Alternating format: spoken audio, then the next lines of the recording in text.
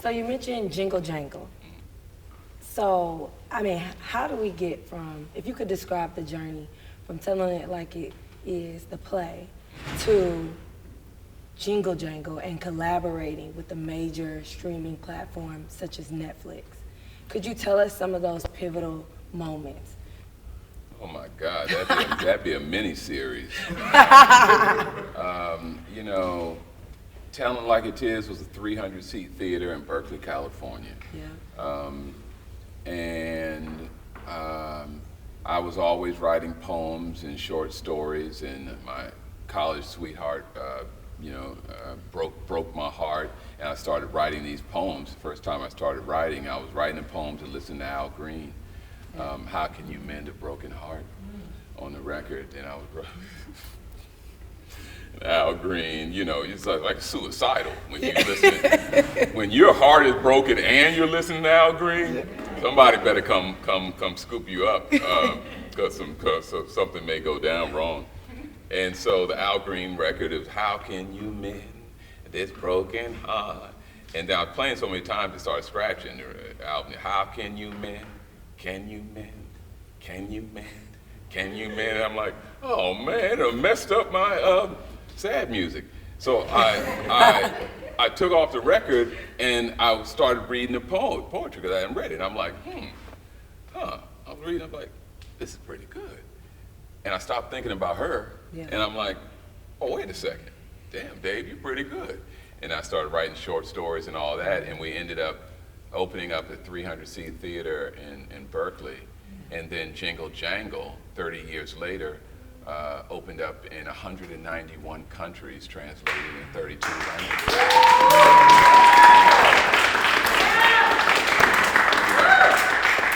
So again, I was faithful over those few hundred people. Yeah. You know, and God made me relevant to, you know, hundreds of millions of people around the world. I would take my son to, there's this toy store. If all y'all, whenever you get to London, okay, go to Hamleys. Hamleys is the 5 stories of it is like the most magical place ever in downtown London. Hamleys, the biggest toy store in the world.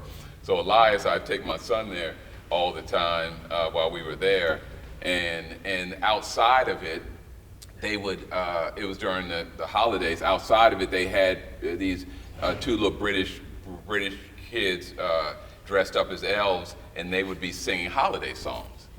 Well, after Jingle Jangle came out, a friend of mine was in London scoring something for another film, and she sent me a video. And the 2 elves that were there singing other people's songs when we were making Jingle Jangle, they were dancing and singing to the song This Day from Jingle Jangle. Wow. And I tell you, I wish I could tell you, if you do this, then this will happen. Yeah. You know, but a lot of people along the journey prayed for me. Yeah. My great-grandma, grandmother who's no longer with us, who's my heart, you know, I thought she was powerful when she was here on earth. My God, she bumping shoulders up there with the master up in there now. Some things are happening that maybe should not happen as well as they are. Yeah. But that woman is up there making it happen for me. I'm adding my value. I'm doing everything I should be doing down here, but I got adversaries. I got advocates. Yeah. Not adversaries, I have advocates up in heaven that are making it for me. So this 30-year journey, I mean, you know, I do everything I can do. I do my very best. And then I say, what else can I do better than that? Yeah. And then when I answer that question, I'm like, okay, that's hot. What else can I do better than that? And so I never stop trying to elevate, you know, my man Christian, who this is his brainchild. He's somebody in my go-to camp. When I'm writing a script, and I'm a beast at writing. I'm one of the great literary minds ever to do it. I do know that. I do know that. without question, without question. But after I have sprinkled all my magical genius pixie dust on my script, and I know it's fire. I know the thing is on fire. Yeah. Christian's one of the people I call. I'm like, yo, baby brother. I said, I need you to come here and read some stuff with me. And he says, my guy, I'm on my way. And we sit here with a couple of other friends, and we go over here and we say, okay, we know it's on fire. How can we make it a backdraft?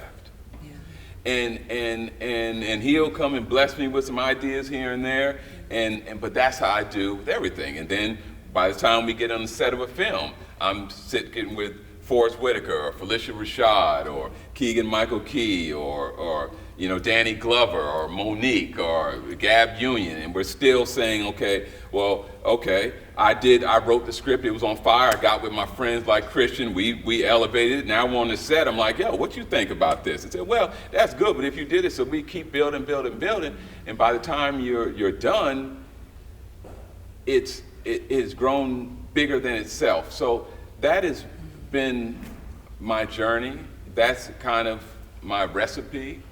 And good isn't good enough, especially when you're blessed to have melanin in your skin.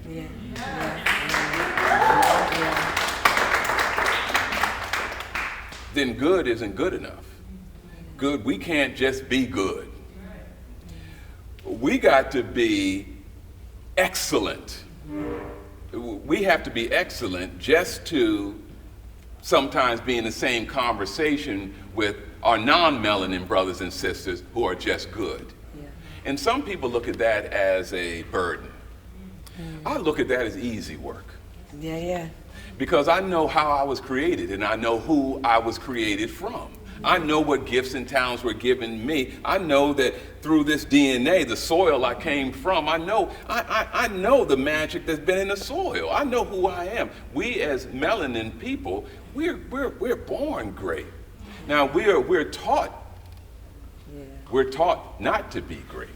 We're taught that we're not great, but we were born great.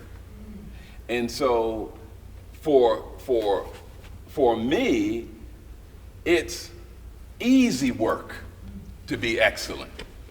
And I feel sorry for those who it's a little bit harder for you to be excellent. Yeah. I don't consider my non-melanin brothers and sisters my adversary.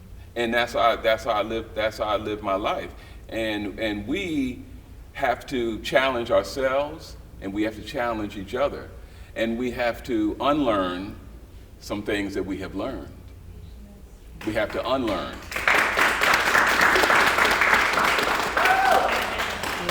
And sometimes we are taught that our dreams aren't valid. We're taught that the path is to when I was growing up, was get a good government job. Yeah. Get you a good government job, it got you some good benefits, and you can get you a good retirement plan. Yep. And I said, I'm gonna write. You gonna do what? I said, I'm gonna direct. I'm gonna write and direct. And the whole church came down and put blessed oil on me and laid hands on me because they had to pray this demon up out of me. It ain't a demon that's in you.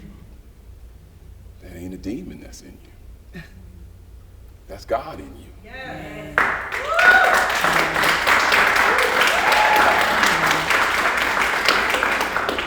And he's talking to you all the time. He's talking to you right now. The goal is and the path is to clear out all the noise and the clutter so that you can hear him or her or however you perceive your creator to be. Because they're always talking to you.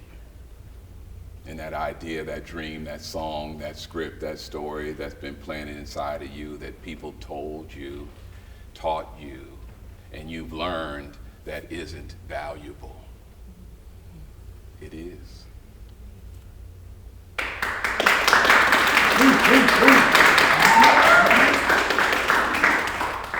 I mean, I don't even know what to say. I'm getting like emotional up here. I think it might be a good time to just pivot and open it up to the audience who has questions as well. Absolutely, we'll start with you.